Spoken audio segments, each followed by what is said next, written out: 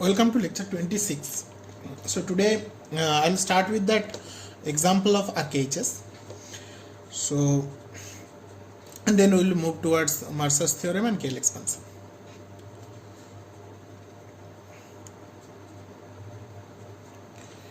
So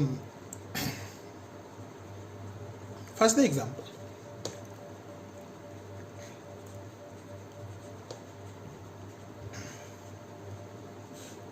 So one of your known example.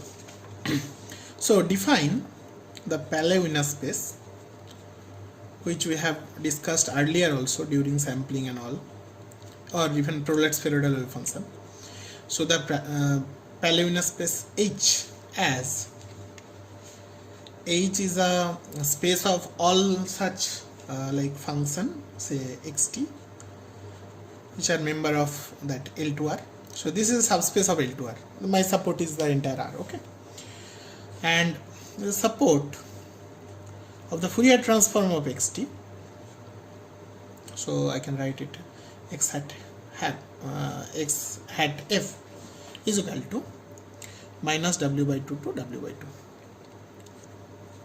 where x hat f is equal to basically the Fourier transform of xt.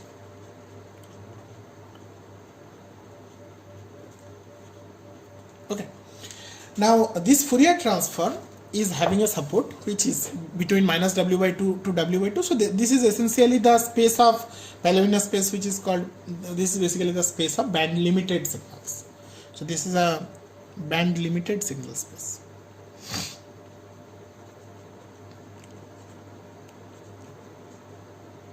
So for such a space, the kernel function is essentially the sin c function. The kernel function is k, say t tau. I am writing in terms of t tau here. So this is w sin c, w into t minus tau. And this sin c is a symmetric function, it's an even function. So this is same as sin c of w into tau minus t. Okay. So actually all these kernel functions, they are having this kind of symmetric. So this is a real function, so real kernel. So it is just symmetric. If it is like complex, then it will have a Hermitian symmetry. So like if you swap it, so this is equal to k tau t. So otherwise it will be a Hermitian symmetry. So there will be a complex conjugate here. So now I know that what is the reproducing capability, how to generate the function back by taking the inner product. So that will be the representation theorem, we can say. So our inner product, so what I expect if it is kernel, if this is indeed kernel, then I expect that inner product of x with kt is basically the parameterized with t, will be equal to delta t of x, which is same as xt. This is what I expect, and I want to prove that it is indeed the case. So what is this inner product? So prove it.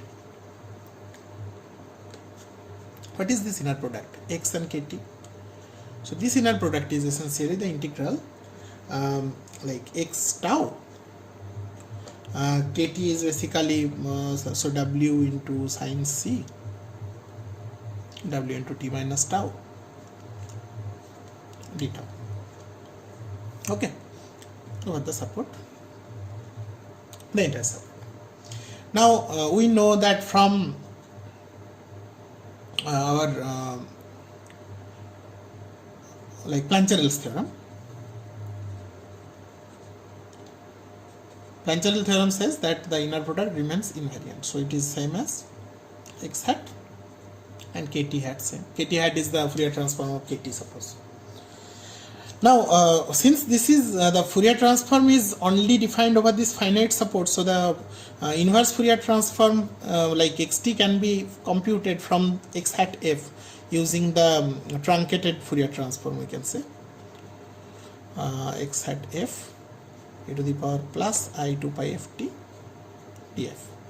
So this is the inverse Fourier transform side. Now this Plancherel theorem says that the inner product is invariant. So what is this? So to compute this, first I have to compute the Fourier transform of kt. So what is Fourier transform of kt? Kt hat f is basically integral of like kt. So it is w sin c w t minus tau, where t is the parameter, e to the power minus I 2 pi f tau d tau, and it runs over the entire. So what is this? This is essentially what I can do. I can basically take the symmetry. So that symmetry will give me w sin c w tau minus t, and I can take this as also having some like form like tau minus t, and so here it comes with a plus I 2 pi ft. So I have to take one e to the power minus I 2 pi ft here, which does not have any tau component, and this is your t tau. Now I can do the following substitution, that is tau minus t is equal to some tau dash. So it will be I 2 pi ft integral minus infinity to infinity w sin c w into some tau dash to the power minus I 2 pi f tau dash d tau dash. So this is after the substitution. Tau dash is equal to tau minus t. So d tau dash is equal to dt, and minus infinity to plus infinity, that remains as it is. So what is this? This is basically the Fourier transform of sin c function. So what is the Fourier transform of sin c function? The box function. So it is minus 2 pi ft into the rectangular function, so f by w. So this is basically the function rectangle, minus w by 2 to w by 2. Okay, so with the height of 1. So this is what kt hat f is. So now I can invoke again the Plancherel's theorem expression from here.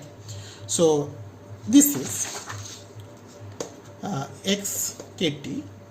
Using Plancherel's theorem, I am getting x hat kt hat. So what is that? That is basically integral minus infinity to infinity. Xt is x hat f, and kt hat is this one.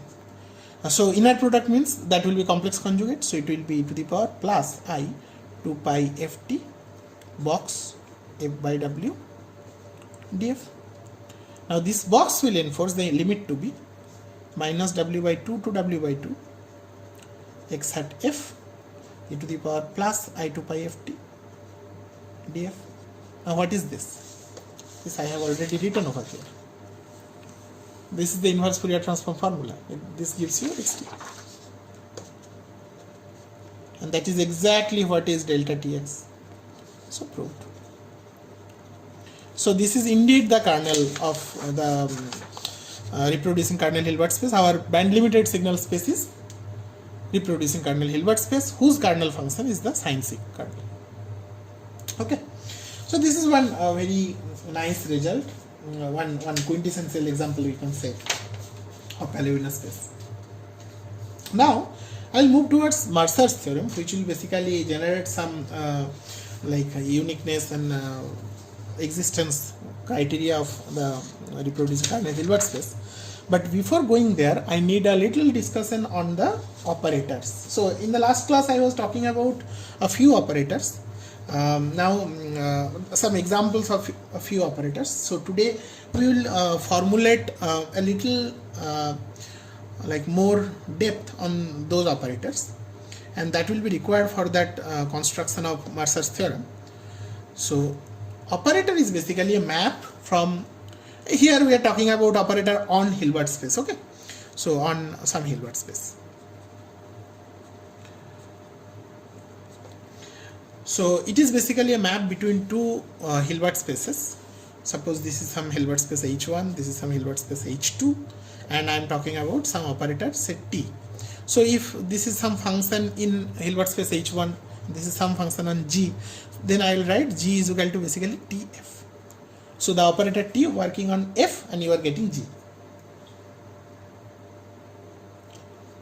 Some quick examples. Okay, starting from the most simplest, the simplest example of operators is the matrix.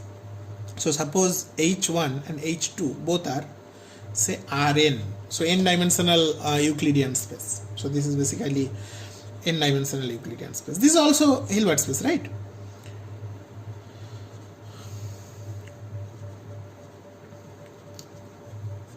So finite dimensional Hilbert space. Then your T is, say, n cross n matrix. So that is the operator. So if you take some u in that, say, H1, then Tu, so u is what? U is a n vector, it member of Rn. So Tu will basically give you another n vector, so that will be member of this is a H1, this will be a member of H2, which is also R1. More examples. So you can have, say, a differential operator.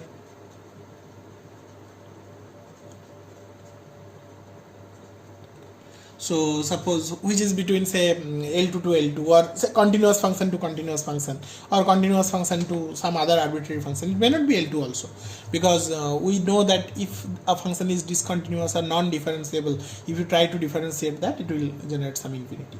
So it will not be bounded anymore. However, the definition of the operator is, say, Ht is equal to ddt of Ft. We discussed this during your uncertainty principal derivation, right? This is one unbounded operator. It can be integral operator.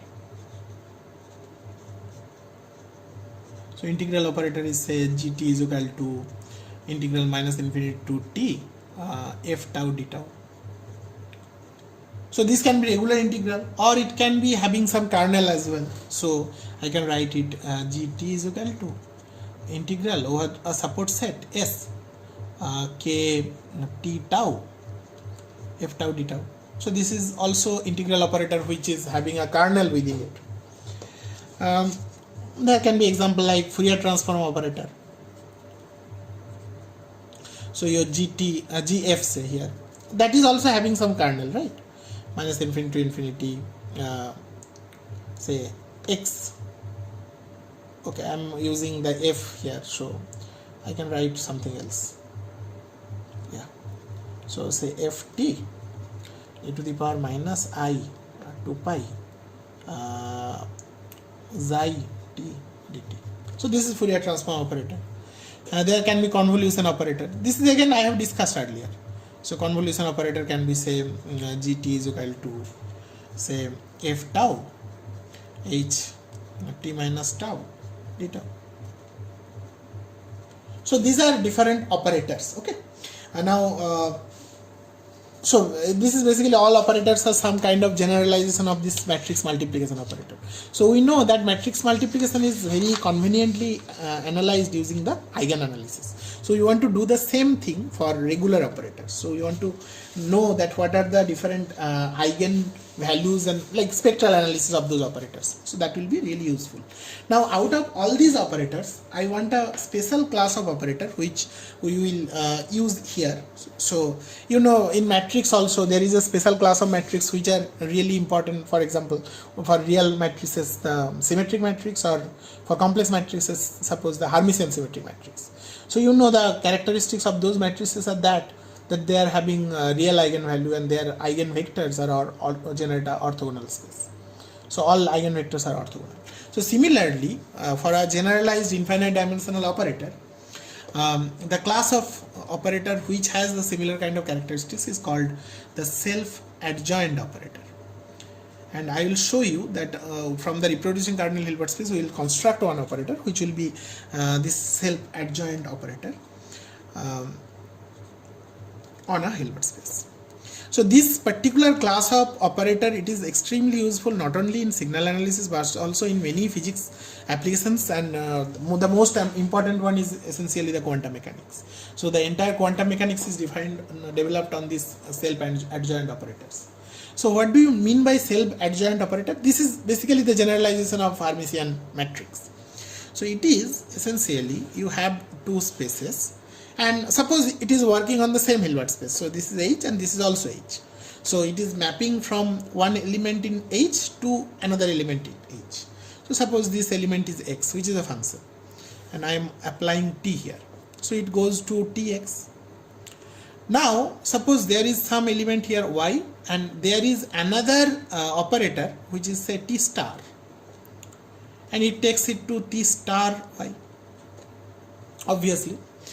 Now since X and T star Y is in this H space, the same space, and Tx and Y are in this H space, so I can, they are element and these are Hilbert spaces, so I can take inner product of this.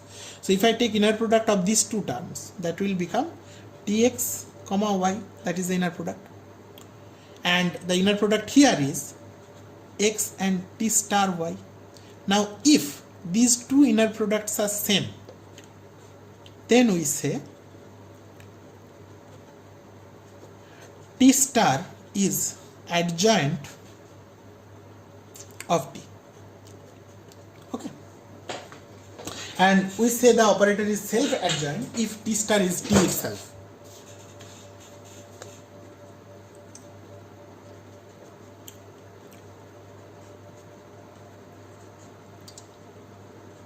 If T star is equal to T. Okay, so this is the, as I was saying, this is basically the infinite dimensional analog of Hermitian matrix. So in matrix theory, this is called the Hermitian matrix, the self-adjoint operator. This is for the complex matrices. Okay. So for this kind of operator, just like for matrix you can define a norm, here also you can define some norm. So to know that whether it is making bounded operator or not, the output is bounded or not, so I can define the operator, norm of the operator to be like I can write it by H. So in that Hilbert space, we can define it by the supremum of the norm of Tx, the L2 norm, divided by the norm of X, and this is for all X's in that space. So if you compute the output of this map and compute the norm and compute the input of the norm of the input, and you take the ratio and compute the supremum of that, compute the maximum for all X within that space, that will be called the norm of the operator.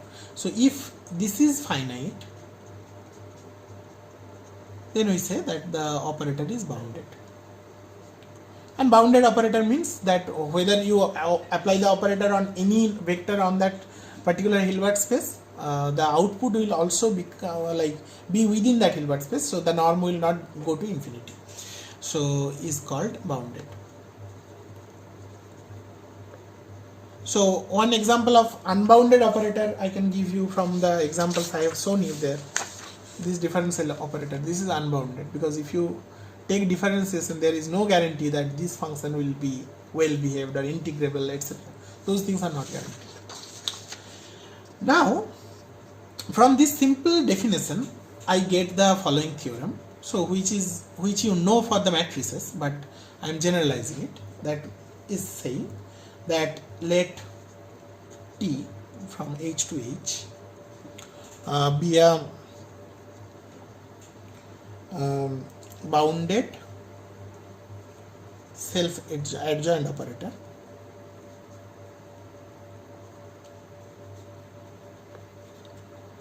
on a Hilbert space. And Hilbert space means this is like a space of complex valued function whose support is the real line operator on a Hilbert space. Then if the eigenvalues exist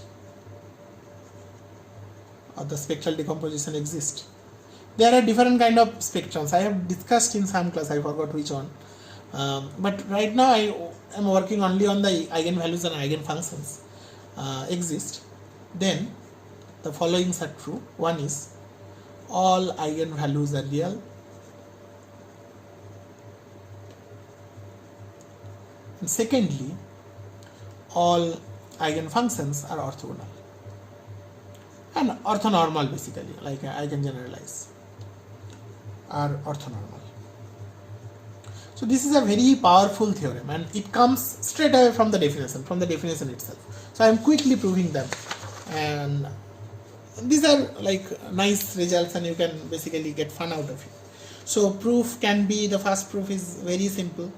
So suppose for the eigenvalues real, suppose lambda is one eigenvalue. Lambda is an eigenvalue, and corresponding eigenfunction is for the eigenfunction x.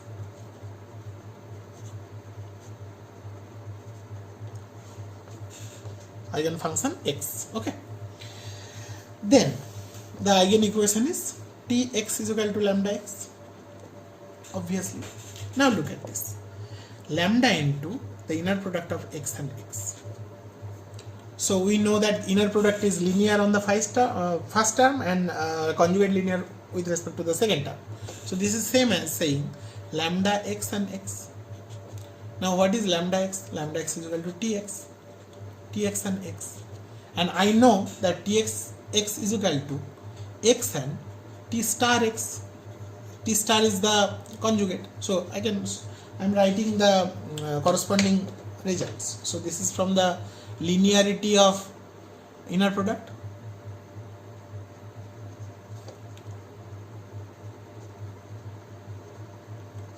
This is the definition of eigenequation.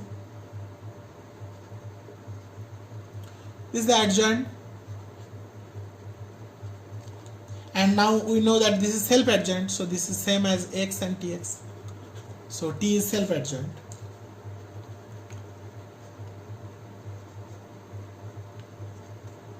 Now again you apply the eigenequation over there. So this will be lambda x. Obviously Tx is equal to lambda x.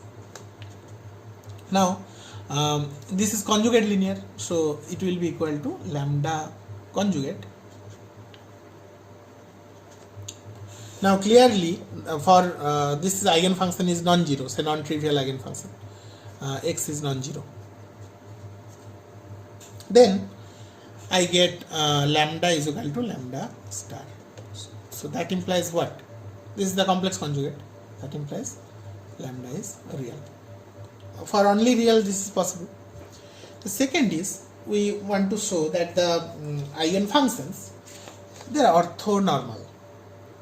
So now I will take lambda and mu to be two eigenfunctions, two eigenvalues, different eigenvalues. Lambda is not equal to mu. For two different eigenfunctions, say x and y. So I get the eigenequations to be Tx is equal to lambda x and Ty is equal to mu y. Okay. So now what I'll do, I'll compute the inner product. I'll compute the inner product lambda into xy. So again I'm going by the steps. So this is linear to the first term, so it is lambda xy. Now eigen equation Txy.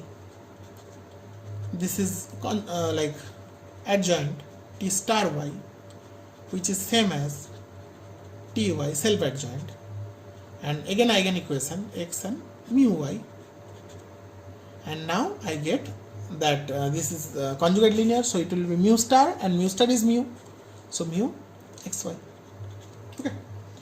So now I take this side, so it will become lambda minus mu into inner product of xy will be equal to 0.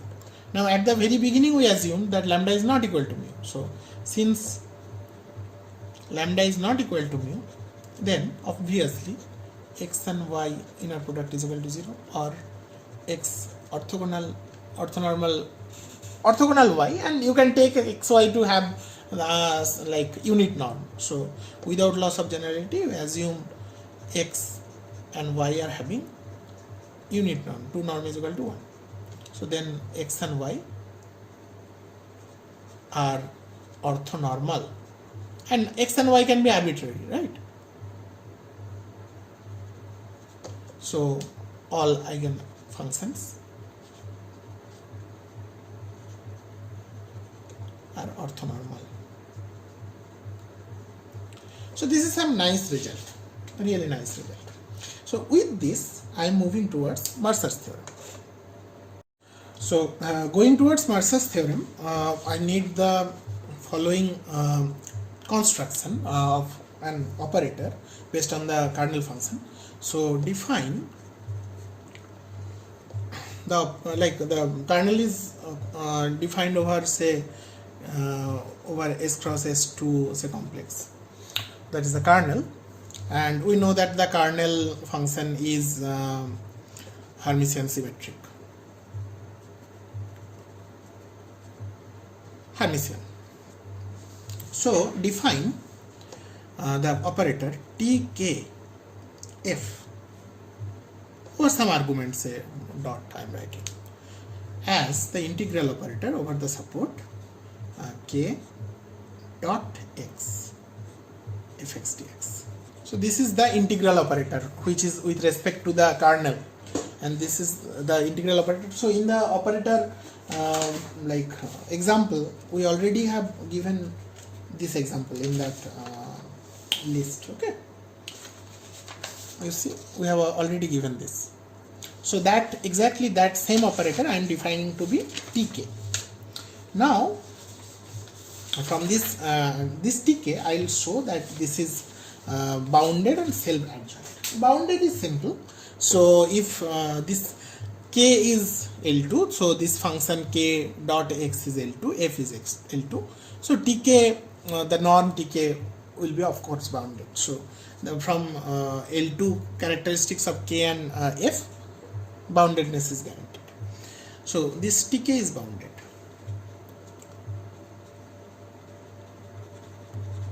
Second is Tk is self-adjoint.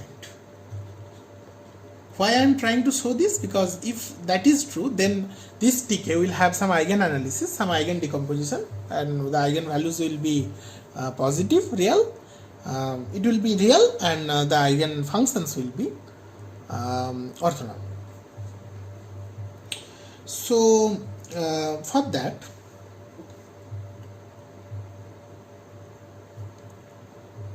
what I want to do, I want to show that like self-adjoint characteristics. So let us take two functions f and g, and let us compute the inner product, say f and tk g. So that is basically equal to over s f. I am giving the argument to be say y, and for this one the argument is say x. So this is over s again, k y x gx dx dy. Now since these are all L2 functions and bounded, so like we can apply Fubini's theorem. This is Fubini. Fubini means like reordering of the integral order. So this will be say s fy, sorry I have to do conjugate. So fy, this will be k conjugate yx g conjugate x dx dy. This is what it is. Now I know that this is Hermitian. Hermitian means k star yx will be kxy. This is Hermitian symmetry. So fy kxy g star x dx dy. Now again I will apply Fubini, like order according to my convenience. So s, the first integral will be s fy kxy dy, and then g star x dx. What is this? This is basically this construction. So where the the first argument is basically the running variable. So this will be TKF. So this will be TKFX G star X dx. So that is inner product of TKF and G star G. So I can get F TKG is equal to TKFG. So TK is self-adjoint.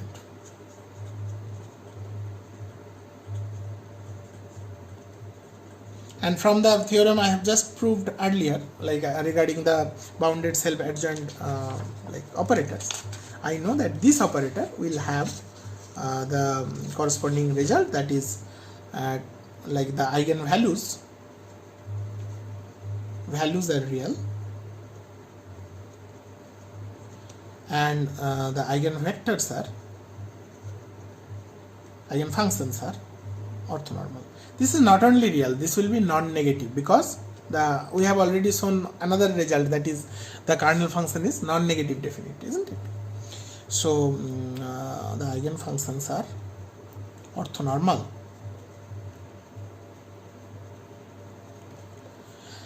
Non-negative definite, I am just giving you the from the last note.